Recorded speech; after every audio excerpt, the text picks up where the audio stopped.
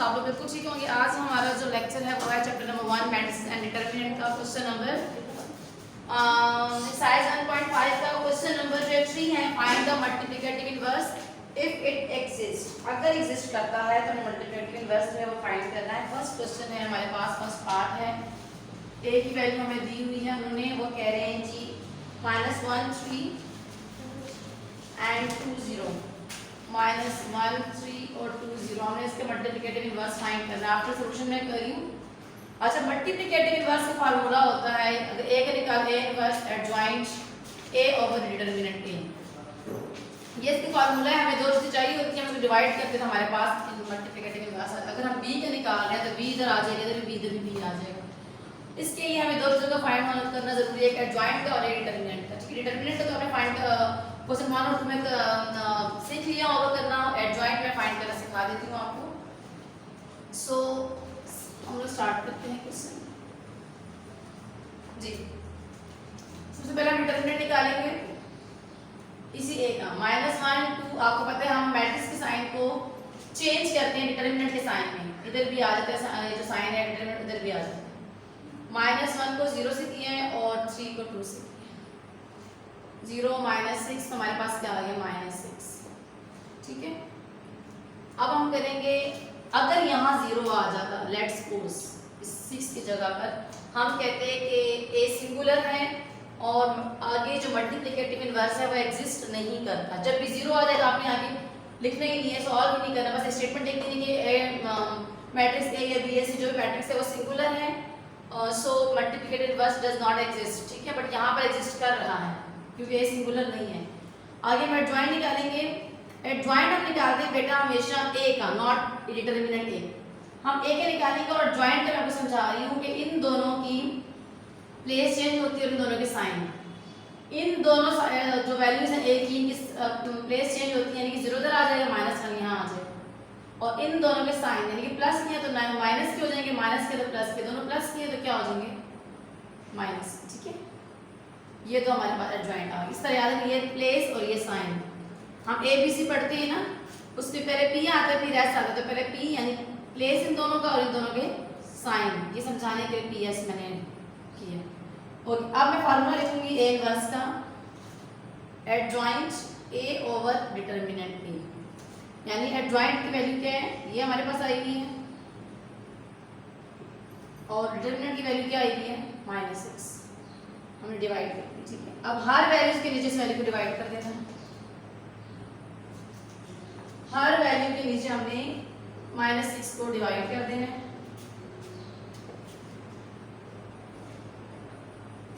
तो क्या हो जाएगा 0/6 0, माइनस माइनस से कट के 2 1 2 2 6 1/3, माइनस माइनस से कट के 3 1 3 2 6 तो 1/2, माइनस माइनस से कट गया 1/6। सो ये हमारे पास आंसर आ गया मल्टीप्लिकेटिव इनवर्स का।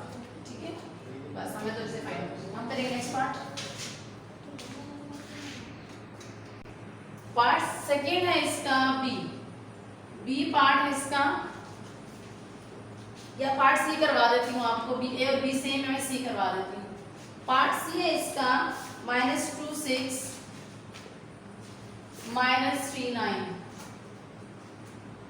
3 -9। ठीक है, अब मैंने इसके निकाले, ए और बी सेम है। सबसे पहले मैं क्या करूंगी, डिटरमिनेंट ले लूंगी। डिटरमिनेंट लूंगी तो क्या हो जाएगा, -2 को -9 से, और नीचे माइनस का साइन, फार्मूले क्या है 6 को 3 से, तो 9 2 18, माइनस माइनस प्लस डालने की जरूरत नहीं है, -6 18, 18 -18 0। सो ये जो सिंगुलर आ गया, C is singular, so solution does not possible, या multiplicative inverse does not exist. Multiplicative inverse does not exist, does not possible. Okay, हम पार्ट नंबर करने लगे बी। ओके, मैं इसको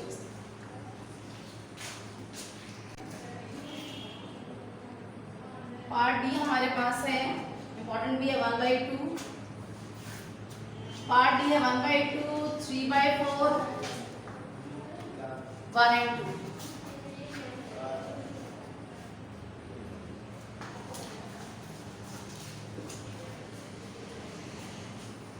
पार्ट डी हमारे पास क्या है 1/2 3/4। सबसे पहले मैं क्या करूँगी डिटर्मिनेंट लूँगी कि वो सिंगुलर है कि नहीं, सिर्फ साइन डाल दूँगी। 1/2 को 2 से किए माइनस फार्मूले का 3/4 को 1 से 2 से कर दिया 1 माइनस 3/4। एलसीएम लेंगे और -3 तो क्या आ गया 1/4। ये हमारे पास आ गया डिटर्मिनेंट ऑफ डी। अब मैं लिखूंगी एडजॉइंट डी। एडजॉइंट में क्या होता है इन दोनों के प्लेस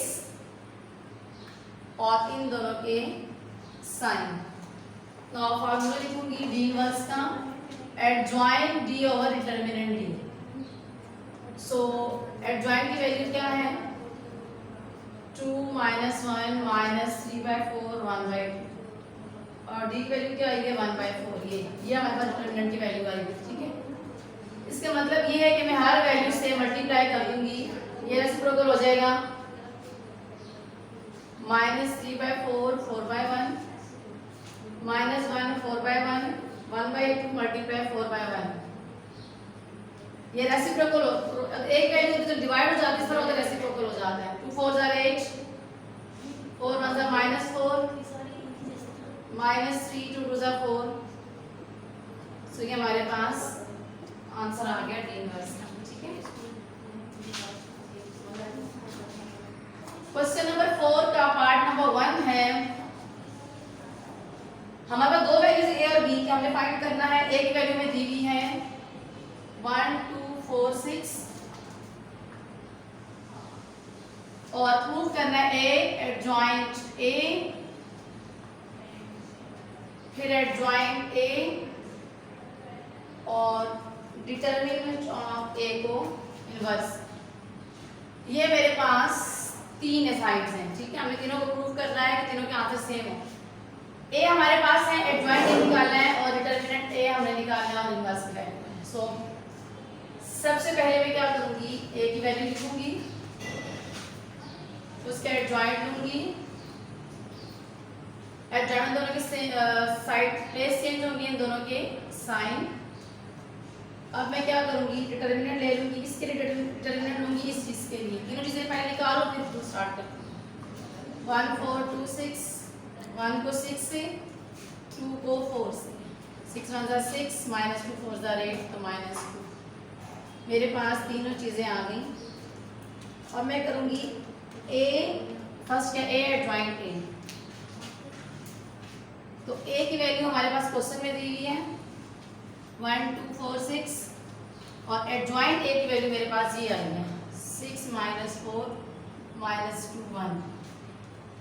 ये सिंपल मल्टीप्लिकेशन है जो आप लोग पीछे करते रहे हैं। फर्स्ट रो फर्स्ट कॉलम वाली 1 को 6 से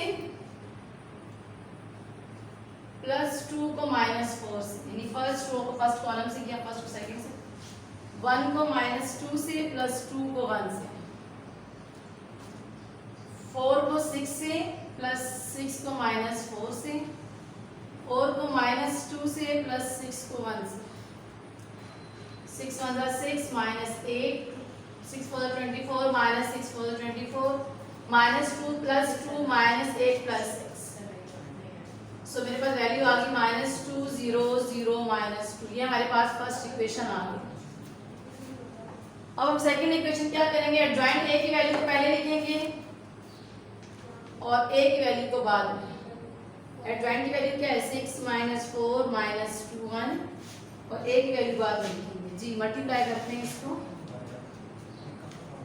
6 को 1 से प्लस -2 को 4 से, 6 को 2 से प्लस -2 को 6 से, यानी first row first column first row second column, -4 को 1 से प्लस 1 को 4 से, -4 को 2 से प्लस 1 को 6 से।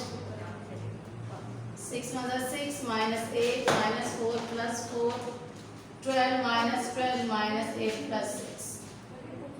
मेरे पास वैल्यू आ गई -2 0 0 -2। ये मेरे पास आ गई सेकंड इक्वेशन। ठीक है, अब थर्ड साइड पे दो के तो साइड का आंसर जो है वो सेम आ गया।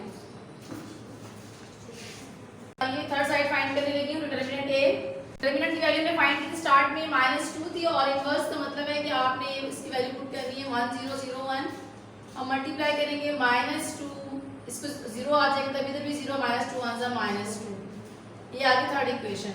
सो हम कहेंगे from equation number 1, 2 and 3 we prove that A पूरी स्टेटमेंट आपने एंड में दोबारा लिख देंगे तो ये आपके पास आंसर आ जाएगा।